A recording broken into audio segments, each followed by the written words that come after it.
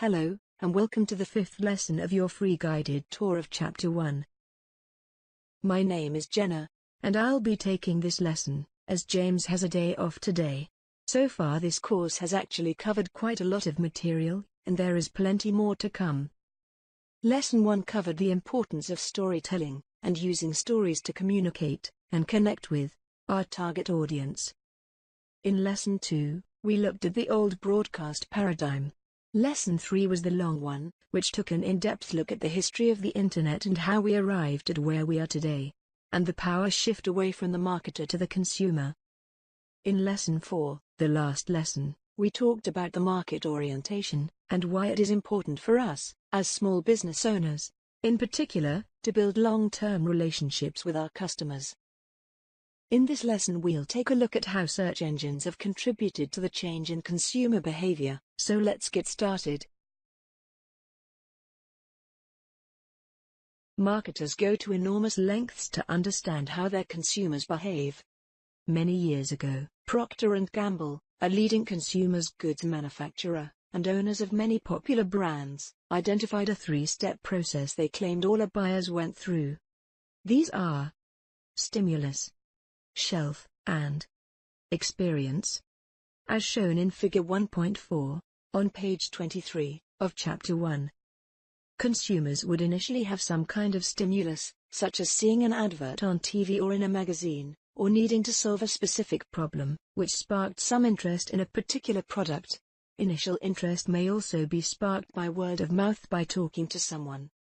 They would have followed this up with a trip to the store, to speak to the salesperson, look, touch, and feel the product, and gather more detailed information, before making a purchase decision. Traditionally, this was the first point marketers could influence the buying decision process. Procter & Gamble called this the first moment of truth, because it was the first experience the consumer had with the product. The second, and final, step in the process was when they consumed, or used, the product, and would reflect on their experience. If it was positive, maybe they'd purchase again. If it was negative, they'd probably look for an alternative. Procter & Gamble called this the second moment of truth. People like to talk, and tell their friends of their experiences, thereby generating either positive or negative word of mouth. In this example, the marketer, or seller, is the primary source of buyer information, and is therefore very influential in the purchase decision-making process. These three steps are still as important today as they were when Procter & Gamble first defined them, several decades ago. However, there is now an additional step directly after the stimulus. It's becoming increasingly common for decisions to be made during what Google refer to as the zero moment of truth. This is shown in Figure 1.5, on page 24, of Chapter 1.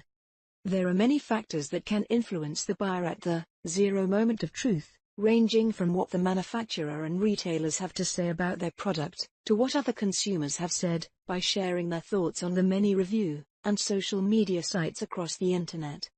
Here's an example of what really happens these days. You may receive a stimulus for a product during a commercial break, whilst watching your favorite program on TV. You reach for your smartphone, tablet, or laptop, and go straight to Google, or whatever search engine you prefer, and type the product, or company name, into the search box. Before the adverts have finished, and your favorite program comes back on, you've already 1. Checked out the manufacturer's website. 2. Found several retailers' websites for price comparisons, and 3. Skimmed several reviews to see what other people thought about the product you saw just a few moments earlier.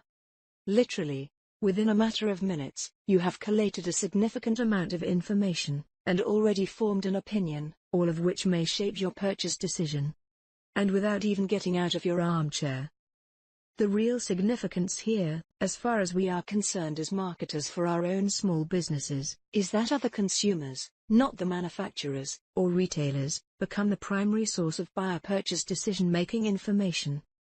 Research shows that we are far more likely to be influenced by what other consumers say, rather than what the official marketing material for the product or service claims.